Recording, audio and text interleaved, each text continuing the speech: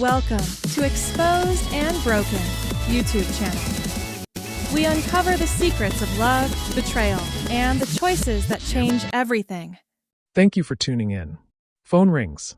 Ring ring. Your ex-wife has been admitted to Riverside Mental Health Institute.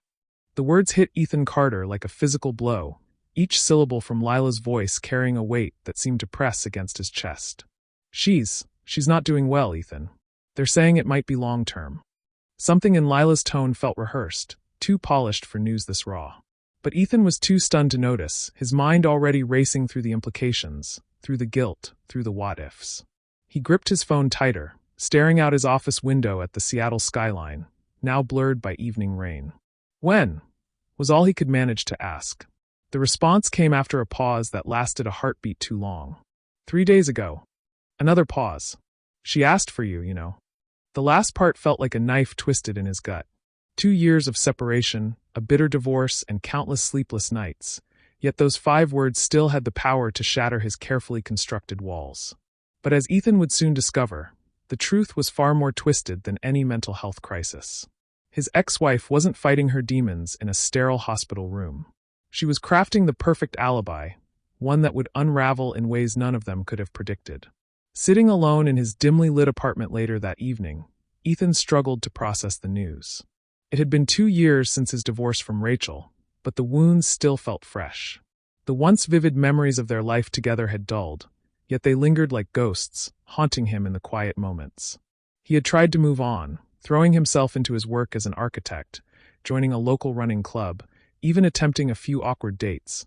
But nothing seemed to fill the void she had left behind. Their marriage had started like a dream. Ethan met Rachel at a gallery opening in the city, where she had been showcasing her photography. She was magnetic, her laughter infectious, and her passion for life intoxicating. They spent hours that night talking about art, travel, and their shared love of jazz. Within a year, they were married, and for a while life was perfect. They traveled to Paris, hiked the Rockies, and spent lazy Sundays in their tiny apartment, dreaming about the future. But cracks began to form. Rachel's charm, which had once been her greatest asset, started to feel like a weapon. She had a way of twisting words, making Ethan doubt himself. Small disagreements turned into full-blown arguments, and her moods became unpredictable. One moment, she was the vibrant woman he had fallen in love with. The next, she was distant, cold, and unreachable. Ethan tried to hold on, believing that if he just loved her enough, things would get better. The final blow came when he discovered messages on her phone, messages that hinted at an emotional affair. Confronting her had been a nightmare. She denied everything, then accused him of being controlling and paranoid. The trust between them shattered, and their marriage crumbled soon after. The divorce proceedings were ugly, filled with accusations and counter-accusations, until finally, they became strangers who once shared a life. Now, as Ethan sat in his apartment considering Lila's call, something didn't sit right. He pulled out his laptop and searched for Riverside Mental Health Institute. The facility existed, but when he called their general inquiry line, the response he received was oddly vague. Due to patient privacy, we cannot confirm or deny. The receptionist's voice trailed off, but there was something in her tone, confusion perhaps, that made Ethan's investigative instincts tingle. His phone buzzed with a text. It was from Mark, a mutual friend who had somehow managed to stay neutral during the divorce. Hey man, weird question, but wasn't Rachel supposed to be in the hospital? Because I swear I just saw her at Cafe Luna with some guy. Looked pretty healthy to me. Ethan's blood ran cold. The pieces weren't just failing to fit together. They were forming an entirely different picture. And deep down, he knew this was only the beginning of unraveling a web of lies that would shake him to his core. Please like and subscribe. Ethan couldn't shake the feeling that something was wrong. The call from Lila had left him restless, his mind replaying her words over and over. Rachel's in a mental health ward. It's serious.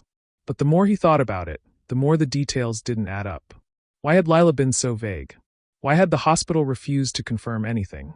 And why, after 2 years of silence, had Rachel suddenly asked for him? The next morning, Ethan decided to call Riverside Mental Health Institute again. This time, he was determined to get answers.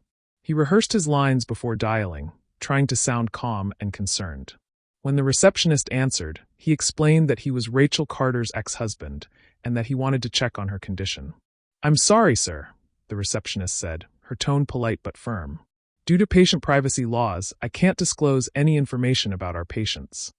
I understand, Ethan replied, trying to keep the frustration out of his voice. But I just need to know if she's there. I'm worried about her. There was a pause on the other end of the line, long enough to make Ethan's pulse quicken. I'm sorry, the receptionist repeated, and then the line went dead. Ethan hung up, his frustration mounting. Something wasn't right.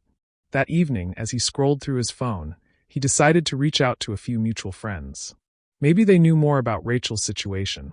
He started with Mark, the same friend who had texted him about seeing Rachel at Café Luna. Hey Mark, Ethan said when the call connected. I've been meaning to ask you about that text you sent me. You said you saw Rachel at the cafe. Yeah, Mark replied. It was last week. She was with some guy. I didn't want to pry, but she looked fine. Happy even. Ethan's stomach churned.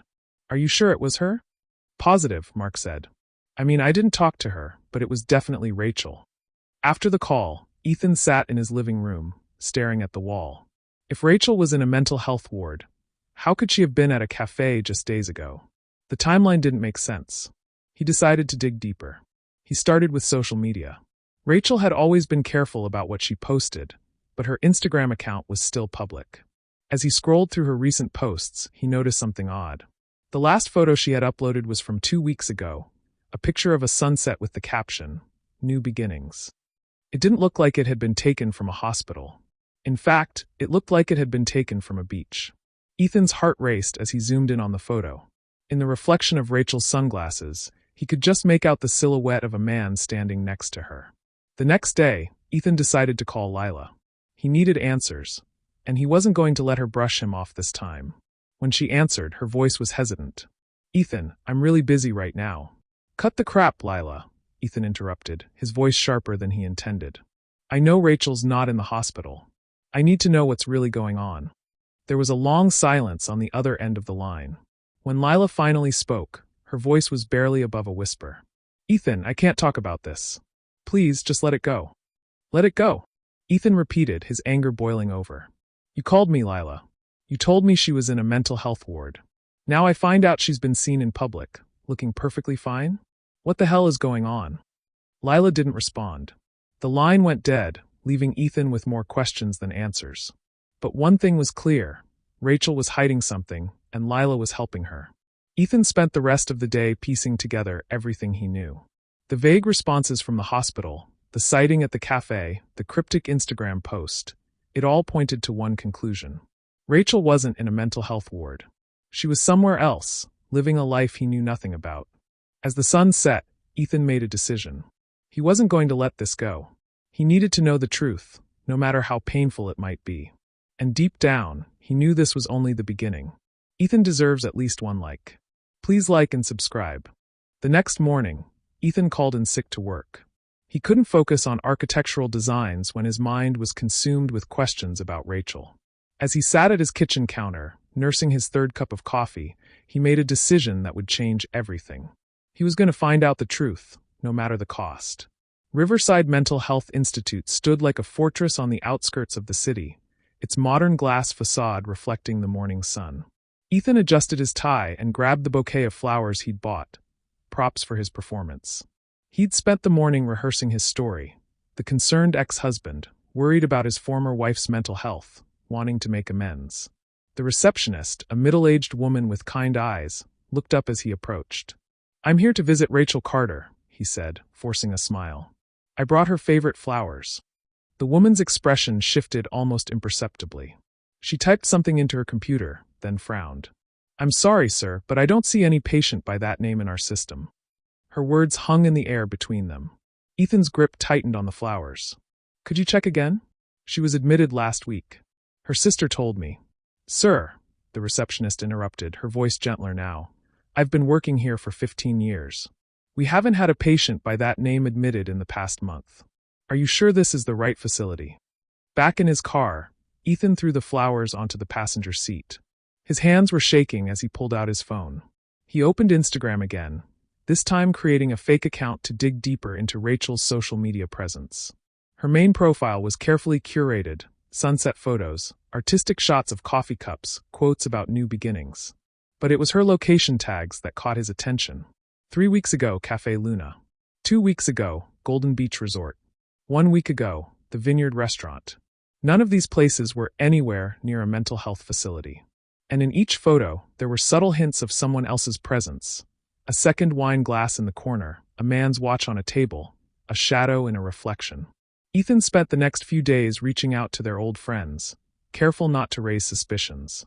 Sarah, Rachel's old college roommate, mentioned seeing her at a wine tasting event. Tom, their former neighbor, swore he'd spotted her shopping at the mall. Each conversation added another piece to the puzzle, but the picture they formed made his stomach turn. You know what's weird? Sarah had said during their call. She was with this guy, tall, dark hair, expensive suit. They seemed close.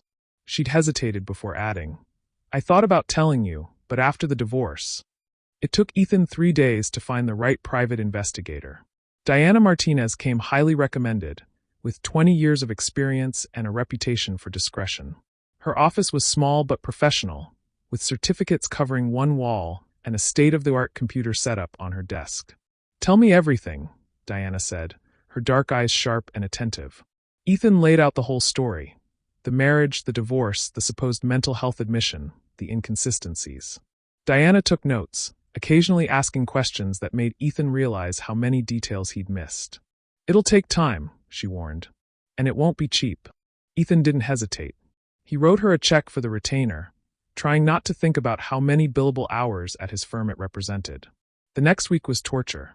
Ethan threw himself into his work during the day, but his nights were spent pacing his apartment, waiting for updates from Diana. Her first report arrived on Wednesday. Rachel had been tracked to a high-end apartment complex in Bellevue, 30 miles from the city.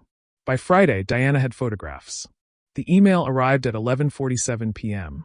Ethan's hands trembled as he downloaded the attachments. The first photo showed Rachel entering a luxury apartment building, dressed in a sleek black dress he'd never seen before. The second showed her at a rooftop restaurant, laughing across a candlelit table.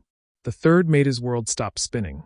Rachel was on a balcony, wrapped in the arms of a man Ethan recognized immediately, James Morrison, one of their former clients. A successful real estate developer who had hired Ethan's firm to design his office complex 2 years ago. The same project Rachel had encouraged him to take, even though it meant working late nights and weekends. Diana's report was clinical and detailed. Rachel had been living with James for the past month in his Bellevue penthouse. They had a routine: breakfast at the building's cafe, separate cars to work, Rachel to her photography studio, James to his office, dinner at upscale restaurants. No signs of mental health issues. No hospital visits. Just a woman living a double life, using her sister's lie as cover. The pieces fell into place with devastating clarity. The late nights at the office 2 years ago. Had Rachel been meeting James then? The emotional distance, the cryptic messages, the sudden interest in Ethan's work schedule. It had all been leading to this. Ethan sat in his darkened apartment, staring at the photos until his vision blurred. The woman in them was both familiar and foreign, his Rachel, but not his Rachel. She looked happy, carefree, in love. Everything they had once been, everything he thought they'd lost because of his long hours and her emotional distance. But now he understood, he hadn't lost her. She had never really been his to lose. His phone buzzed, another text from Lila. Rachel's doing better. The doctors are optimistic. The lie felt like acid on his skin. He thought about responding, about confronting her with the truth. Instead, he took a deep breath and made another decision. He wasn't going to react in anger. He was going to plan his next move carefully, methodically, just as Rachel had planned her deception. Because now he had something Rachel didn't know he had: the truth. And sometimes the truth was the most powerful weapon of all. Please like and subscribe for Ethan. Ethan stood in the lobby of the Azure, Bellevue's most exclusive apartment complex, his heart hammering against his ribs. Diana's intel had been precise. Rachel and James would be returning from their regular Sunday brunch at 1:30 p.m. The marble floors and crystal chandeliers seemed to mock him with their perfection, a fitting stage for the performance Rachel had been putting on. The elevator doors opened, and there they were. Rachel, stunning in a cream-colored sundress, her hand intertwined with James Morrison's. Her laughter echoed across the lobby, then died abruptly as she saw Ethan. The color drained from her face. "Ethan!" Her voice was barely a whisper. James stepped forward protectively, his expensive suit and carefully styled hair exactly as Ethan remembered from their business meetings. "What are you doing here?" "Checking on your mental health," Ethan replied, his voice steady despite the rage burning in his chest. "The hospital said you were never admitted." Funny thing about lies, Rachel, they tend to unravel. Rachel's expression shifted from shock to defensive anger. "You had no right to check up on me. We're divorced, Ethan. My life is none of your business anymore. It became my business when your sister called me, claiming you were in a mental health ward." Ethan pulled out his phone, showing the photos Diana had taken. "Unless this is some new form of therapy I'm not familiar with?" James stepped between them, his charisma now tinged with menace. "I think you should leave, Ethan. This is private property." Ethan laughed, a hollow sound. "Private property? Like that office complex I designed for you, James? The one that kept me working late while you were pursuing my wife." Rachel's composure cracked. "Fine," she exploded. "Yes, I lied. Is that what you want to hear? I'm not in a mental health ward. I'm living my life, living it the way I want to for once. With him." Ethan gestured to James. "The man who hired me specifically for that project? Was that the plan all along, Rachel? Keep me busy while you two." "Don't you dare." Rachel's eyes flashed. "You want to talk about plans? What about your plan for our life together? Work, work, work. Always another project, another deadline, another client to impress. When was the last time you asked me what I wanted?" "I was building a future for us," Ethan's voice cracked. "Everything I did was for us." "No," Rachel's voice softened, almost pitying. "Everything you did was for you, Ethan. Your career, your reputation, your success. I was just there. An accessory to your perfect life. With James, I'm actually living. He sees me, the real me." James wrapped an arm around Rachel's waist, a gesture that felt deliberately possessive. "Rachel deserves happiness, Ethan. Something you clearly couldn't provide." Ethan looked at James, really looked at him. The perfectly tailored suit, the practiced smile, the way he held Rachel like a prize he'd won. "Does she know about the other women, James? The ones you entertained during business trips while we were designing your building?" A flicker of uncertainty crossed Rachel's face, but James's smile never wavered. "Ancient history," he said smoothly. "People change. Rachel and I have something real." "Real?" Ethan scoffed. "Is that why you helped her construct this elaborate lie? Because nothing says true love like convincing someone to fake a mental health crisis." Rachel pulled away from James, tears streaming down her face. "You don't understand. I couldn't face everyone. The judgment, the questions. It was easier this way." "Easier?" Ethan's voice was thick with emotion. "You had your sister lie to me. You let me believe you were suffering, that you needed help. Do you have any idea what that did to me? I spent nights awake, wondering if I'd missed the signs, if I could have helped you somehow." "I'm sorry," Rachel whispered, but her eyes betrayed her. She wasn't sorry for the lie, she was sorry she got caught. "I never meant to hurt you." Looking at her now, Ethan felt a storm of emotions. Part of him wanted to forgive her, to believe her apology. The Rachel he'd fallen in love with was still there, somewhere behind those tear-filled eyes. But this new Rachel, the one who could orchestrate such a cruel deception, was a stranger to him. "You know what the worst part is?" Ethan said quietly. "I actually believed Lila. I was worried about you. After everything we've been through, I still cared enough to worry."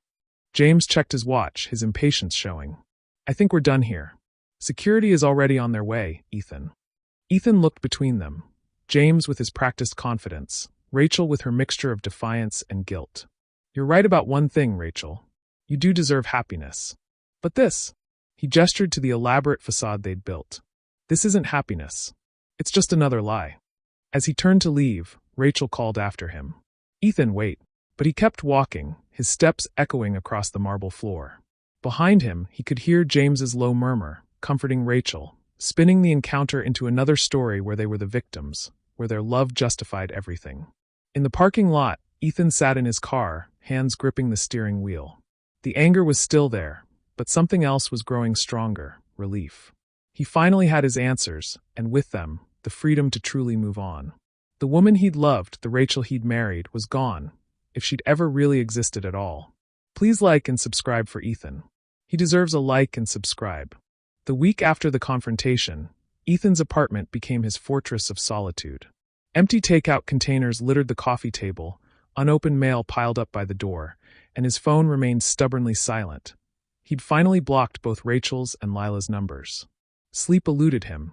Every time he closed his eyes, he saw Rachel's face, heard her words. I never meant to hurt you. The lie within the lie. Tell me about the moment you knew something was wrong, Dr. Sarah Chin said, her office a sanctuary of calm with its soft lighting and gentle colors. Ethan had resisted therapy for years, viewing it as admission of weakness. Now, sitting in the comfortable armchair, he wondered why he'd waited so long. It wasn't one moment, he replied, his voice rough. It was like watching a photo develop in reverse. Everything that was clear became fuzzy, then disappeared completely. Our whole marriage, was any of it real? Dr. Chin leaned forward slightly. What makes you question the reality of your marriage? Ethan laughed bitterly. Where do I start? The way she encouraged me to take on more projects, knowing it would keep me busy while the time she accused me of being paranoid when I sensed something was off. Even our good memories feel tainted now. Was she laughing with me or at me? Later that evening, Ethan met his oldest friend, Michael, at their usual spot, a quiet bar tucked away from the bustling downtown. Michael, a divorce attorney who'd seen his share of ugly breakups, listened as Ethan poured out the whole story. You know what kills me? Ethan said, staring into his untouched whiskey. I keep thinking about all the signs I missed. The late-night texts she'd hide from me, claiming they were work-related. The sudden interest in her appearance. The way she'd turn every argument around, make it my fault somehow. Michael set down his beer. That's gaslighting, man. Classic manipulation. She had you questioning your own reality while she built her escape route. You're not the first person she's done this to, Michael continued, pulling out his tablet. Remember when you asked me to look into James Morrison's background? Well, I did some digging. He showed Ethan a series of news articles and court documents. 3 failed marriages, each ending with allegations of infidelity and emotional manipulation. Sound familiar? Ethan felt his stomach turn. And Rachel, she knows about this? Probably not, Michael replied. Or maybe she does, and she thinks she's different. That's the thing about people like James. They're excellent at making each new partner feel special, chosen. In his next session with Dr. Chun, Ethan found himself examining his own role in the marriage's breakdown. I work too much, I know that now. But I never stopped loving her. I never stopped trying. Sometimes, Dr. Chun said gently, love isn't enough. But Ethan, working long hours doesn't justify deception. You're allowed to feel betrayed. You're allowed to be angry. Those words broke something loose in Ethan's chest. For the first time since the confrontation, he allowed himself to cry, real, gut-wrenching sobs that left him feeling both empty and somehow lighter. Through mutual friends, news of trouble in Rachel and James's relationship began to surface. Sarah, Rachel's old college roommate, called Ethan one evening. I thought you should know, she said hesitantly. I saw Rachel yesterday. She seemed different. James was flirting with their real estate agent right in front of her. When Rachel objected, he told her she was being paranoid. The look on her face, Ethan. I think she's starting to realize what she's gotten herself into. As weeks turned into months, Ethan found himself slowly rebuilding. He joined a gym, reconnected with old friends, and even started sketching again, something he'd loved before architecture became his career. Dr. Chin helped him recognize the patterns in his marriage that he'd been blind to before. You're not responsible for her choices, Dr. Chin reminded him during one session. But you can learn from this experience. What do you want for yourself now? The question lingered with him. For so long, his future had been tied to Rachel's. Now the possibilities were both terrifying and exhilarating. One rainy evening, Ethan ran into Lila at a coffee shop. She looked tired, worried. Rachel's not doing well, she blurted out before he could leave. James, he's not who she thought he was. She's talking about the same things she used to say about you. That she's paranoid, that she's imagining things. But this time, Ethan felt a complex mix of emotions, satisfaction, pity, and a final, gentle severing of the last thread that bound him to Rachel. I hope she gets help, he said quietly. Real help this time. That night, Ethan sat at his drafting table, working on a personal project, designs for a small photography gallery. Not for Rachel, not for a client, but for himself. As rain tapped against the windows, he realized something. The pain wasn't gone, but it had transformed into something else. Understanding. Growth. Freedom. Dr. Chen's words echoed in his mind. Sometimes the greatest act of self-love is letting go. For the first time since the confrontation at the Azure, Ethan felt truly ready to do just that. The illusion of his marriage had shattered, but from the fragments, he was building something new, a life that was entirely his own. Please like and subscribe for Ethan. He deserves your support. 6 months after the confrontation at the Azure, Ethan stood in his newly renovated home office. Gone were the old drafting table and the photos of his life with Rachel. In their place stood a sleek standing desk, a top-of-the-line computer setup, and most importantly, the architectural award he'd won for his latest project, a modern wellness center that combined therapeutic spaces with innovative design. "You're suing her?" Michael asked over lunch, reviewing the legal documents spread between their plates. The upscale restaurant buzzed with activity, but their corner booth offered privacy for this crucial conversation. Ethan nodded, his expression resolute. "Not just Rachel. James too. The project he hired me for? Turns out they were already involved when he commissioned it. He deliberately kept me working late, manipulated project deadlines. That's corporate fraud, according to your colleagues." Michael whistled low. "The evidence from the PI is damning. Emails, hotel receipts, all dating back to before the project even started. They really didn't cover their tracks well." The lawsuit wasn't Ethan's only focus.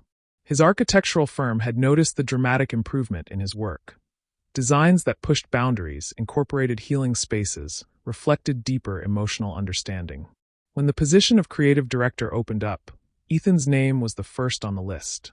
"Your recent experiences have given your work a new dimension," his boss had said during the promotion meeting. "The Wellness Center project showed us that you understand how spaces can heal or hurt. That's invaluable." 3 evenings a week, Ethan attended a mixed martial arts class, something he'd always wanted to try but Rachel had dismissed as primitive. The physical exertion helped clear his mind, and the discipline required for advancement gave him a sense of progress he could measure. His instructor, noticing his dedication, had recently invited him to help teach the beginner's class. The news about Rachel and James came through various channels. First, the gossip. James had been seen with his real estate agent at exclusive restaurants. Then, the business news. James's company was under investigation for fraudulent practices. Finally, the personal impact. Rachel, suddenly cut off from the luxury lifestyle she'd grown accustomed to, was facing her own financial crisis. She tried to get her old photography studio back, Sarah informed Ethan during one of their now regular coffee meetings. But her reputation's shot. Nobody wants to work with someone who faked a mental health crisis. And James? He's already moved in with the real estate agent. The lawsuit moved faster than expected. James, facing multiple investigations, was eager to settle. The settlement amount was substantial, enough for Ethan to buy out his partner's share in a promising side business, a consultation firm specializing in therapeutic architecture. "It's not about the money," Ethan explained to Dr. Chin in what would be one of their final sessions. "It's about accountability. For the first time, they're facing consequences for their actions." On a crisp autumn morning, Ethan received an unexpected email. A prominent architecture magazine wanted to feature his wellness center design. The interviewer was particularly interested in how personal experience had influenced his approach to healing spaces. As he crafted his response, Ethan realized how far he'd come. The pain hadn't disappeared entirely. It had transformed into wisdom, driving him to create spaces that could help others heal from their own traumas. Rachel appeared at his office unannounced one afternoon, looking nothing like the polished woman from the Azure. "I need your help, Ethan," she began, but he cut her off with a raised hand. "No, Rachel. You need help, but not from me. I've moved on. I suggest you do the same." His voice was firm but not unkind. As he watched her leave, he felt no satisfaction in her downfall, no joy in her suffering, only relief that he was no longer caught in her web of deception. That evening, as Ethan reviewed plans for his next project, a rehabilitation center that would combine physical therapy spaces with mental health facilities, his phone lit up with a message. It was from Claire, another architect he'd met at a recent conference. They'd been talking regularly, sharing ideas about healing spaces and therapeutic design. "Dinner tomorrow?" she asked. "I'd love to hear more about your wellness center design." Ethan smiled, feeling lighter than he had in years. The future stretched before him, full of possibilities he never would have imagined during those dark days of deception. He had reclaimed not just his power, but his purpose. And this time he would build something real. Come on, Ethan wants that like and subscribe. Ethan stood on the balcony of his new apartment, overlooking the city skyline as the sun dipped below the horizon. The air was crisp, carrying the faint scent of autumn leaves. It had been a year since the confrontation with Rachel, and though the memories still lingered, they no longer held the power to hurt him. He had finally found peace. In his quiet moments, Ethan often thought about the man he had been during his marriage. He had been so focused on building a future that he had ignored the cracks forming in the present. But now, with the clarity that only time and distance could provide, he saw the experience for what it was. A painful but necessary lesson. I learned to trust myself again, he had told Dr. Chin during their final session. To listen to my instincts and to value my own worth. I can't control what other people do, but I can control how I respond.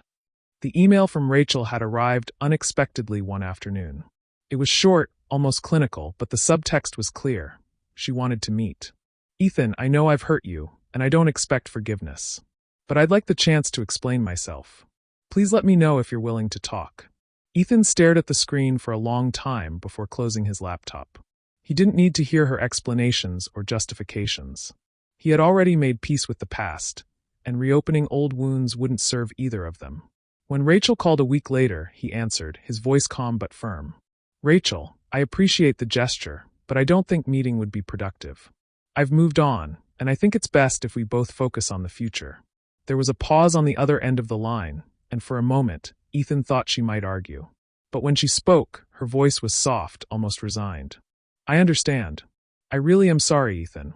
I hope you find what you're looking for, he replied, and with that, he ended the call. For the first time, he felt the weight of their shared history lift from his shoulders. Ethan's life had taken on a new rhythm, one that felt entirely his own. His work at the firm had flourished, and his consultation business was gaining traction. The wellness center he had designed was now a model for therapeutic architecture, and he had been invited to speak at conferences around the country. Outside of work, he had found joy in the simple things. Morning runs along the waterfront, evenings spent sketching in his studio, and weekends exploring the city's art galleries. He had even started dating again, though he approached relationships with a newfound sense of caution and self-respect. On a crisp winter evening, Ethan attended the grand opening of a new art gallery. As he wandered through the exhibits, he felt a tap on his shoulder. Turning, he found Claire, the architect he had met at a conference months ago. She smiled, holding 2 glasses of champagne. I thought I might find you here, she said. They spent the evening talking about art, architecture, and their shared passion for creating spaces that healed. As the night wore on, Ethan realized something. He wasn't just moving on, he was moving forward. Standing on the gallery's balcony, looking out at the city lights, Ethan felt a quiet sense of fulfillment. The shadows of his past no longer loomed over him. Instead, they had become part of the foundation on which he was building a brighter, stronger future. Please like and subscribe to support me. I've been deeply affected by infidelity, and your support means the world to me. Watch Exposed and Broken to help me rebuild my life, maybe even buy a house one day.